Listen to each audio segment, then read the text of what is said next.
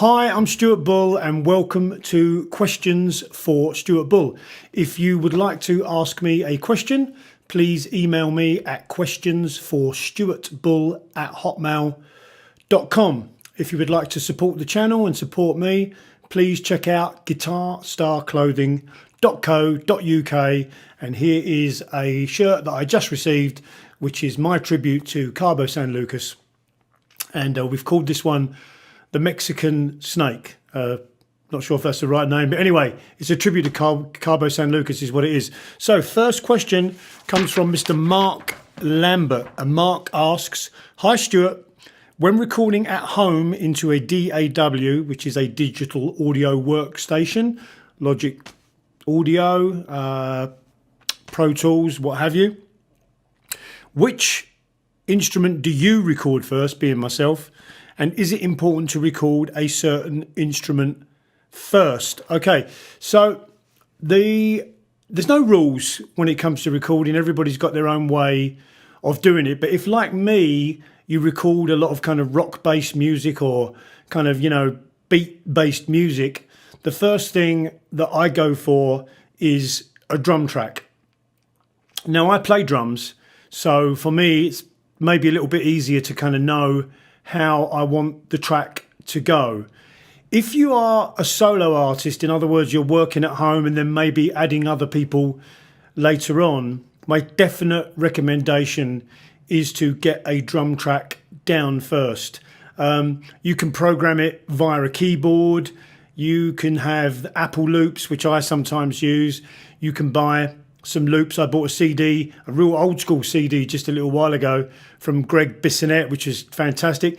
And this is also very inspiring for writing as well. If you're like getting into doing some writing, sometimes a really cool drum beat, can help you come up with a good riff. And that's basically what I do. I put down a good drum beat or a drum loop and I play along until, something comes out that I like. But anyway, if you have a specific track or song that you're recording, for me, get that drum track down first.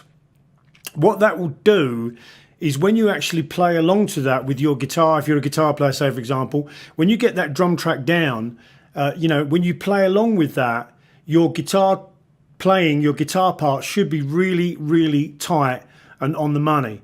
So if you do decide to send it to, say, Pete Riley, like I do, who does my stuff and does the lick library stuff, he's got like a really good, strong, guitar track or 2-3 guitar tracks or whatever it is to play along to.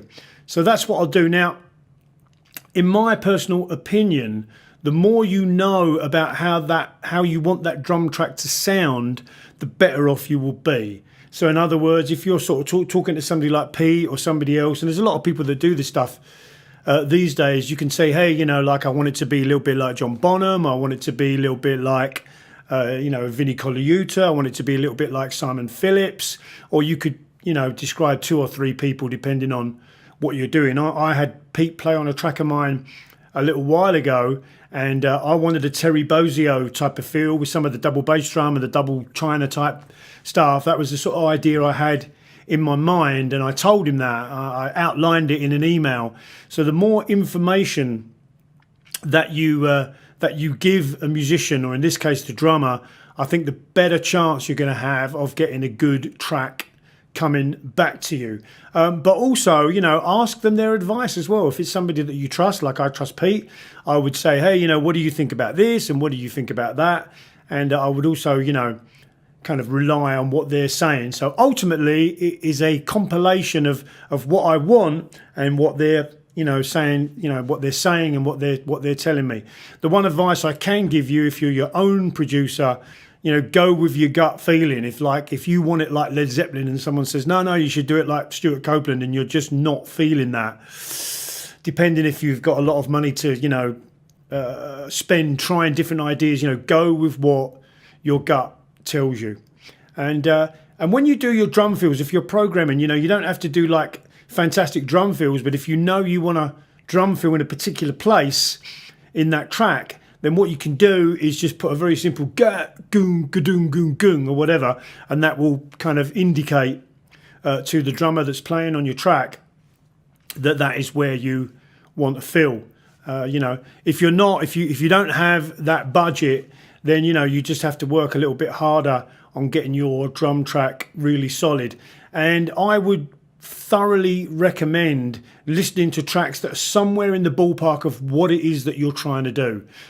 We all want to be unique. None of us want to be pigeonholed. But if there's a track that that's something like what you're trying to do, then try and copy some of the drum parts and some of the grooves, fills from that track, or at least use it as an inspiration to make sure you get something good. And just be careful what you do. And this, we could talk about this a lot, but I'll just give you some ideas. Like, say for example, you have a drummer friend of yours that's prepared to help you out, but you don't have the facility to record a full drum kit. You can just have him do a hi-hat part. A lot of session drummers, I know Vinny Colaiuta has done a lot of this, so you can program your do-ga, do-ga, have him come in and play a hi-hat part. This will bring a lot more reality to the track, especially if you can do a ride as well. Another thing that you can do is you can program the bass drum. So if you've just got boom, boom, boom, and then you can have him play hi-hat and snare. And if you do it at the right time of day, there is a chance that you won't get into too much trouble. And I've done this before as well. If I want a particular type of thing, I'll program the bass drum and I'll just play the top kit, just play the hi-hat and snare, and then I'll maybe actually program the fills, from the keyboard. That's a few ideas to get the drum sound, the drum track really working well if you don't have the budget, to hire somebody. And the other thing you can do to make it a little bit more realistic, if you care to, is a long time ago when I was making some dance music and working with some boy bands and stuff, one guy taught me about making certain parts of the song faster, which I never even thought of at that time. So basically the verse might be at one tempo, and then when it got to the chorus, we'd up the tempo by 2 BPM. And you can do that in most digital audio workstations, and then you can maybe make the tune a little bit faster at the end. I think it's called tempo mapping, and it's quite easy to do. And so whether that's the track that you're programming or whether that's the track that you're giving the drummer to do, you can manipulate the sort of excitement of the track in the way that you want to. Sometimes I do that, sometimes I don't. Just depends on what I'm going for. Okay, so let's go on to a couple of other things. So now, if it's going to be like a rock track or a guitar orientated track, once you get your drum track down and you start to add your guitar tracks, what I recommend is don't add too many guitar tracks, especially rock guitar tracks, overdriven sounds, before you add a bass line or a bass. And the reason for this is that sometimes when there's no bass, you'll just add way too many guitars because, subconsciously you're trying to make up for the fact that that bass is not there. And so at some point, when you've got the sort of meat and potatoes down of the guitar parts that you want, even if you're not a bass player, even if it's just dum, dum, dum, dum, dum, dum, that's what I do. I'm no bass player.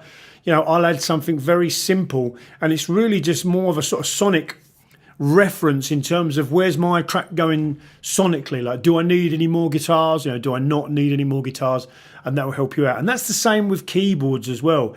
Even if you can just like play very, very basic chords just to give you an idea of, what guitars you need. And then once you have those guitars, and you have that drum track and you've got the bass and some keyboards or whatever, and that thing is kind of cooking along in the way that you want, that could be the time to send it to the drummer that you're going to use, bass player you're going to use, or if you're going to do it yourself or whatever, or just to give you an idea where you're going. So that's what I do when I'm doing those tracks. Sometimes you can get drummers, they can play to nothing, but I just don't feel that they do as good a job or enjoy it as much if they've got something to play to.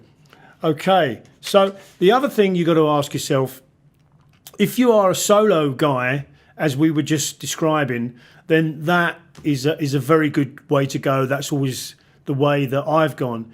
Now, if you're a band, I was in a band many years ago called Hedgehog. It was a cover band, and it was a good band, but it wasn't a studio band. You know, I'd had some studio experience, but the other guys hadn't, but we played together really well as a band.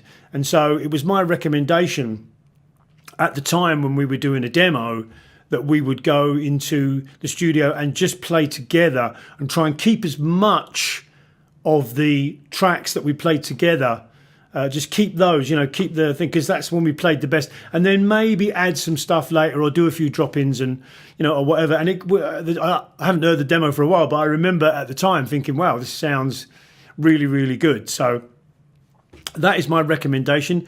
Get yourself a solid drum track. For me, I will put the guitars on next, assuming it's a guitar orientated track. Then after doing, you know, maybe 3 or 4 guitar parts, maybe 2 or 3, I will add a bass to make sure that I'm not overdoing the guitars. And then at that point, you know, I will either send it to Pete Riley, or if it's going to be a track that I'm going to do in another way, maybe I'm going to play the hi-hat, maybe I'm going to get a friend to do it, maybe I'm going to program the bass drum. It will be sort of around that time that I'll make that decision. Okay, guys, I hope that helps. That is the way that I do it. Please leave me a comment and let me know how you do it. And if you want to ask me a question, it could be about playing, guitar playing, could be music business, anything like that, just drop me a line at questionsforstuartbull@hotmail.com. And don't forget the t-shirts. Okay, I'll talk to you soon.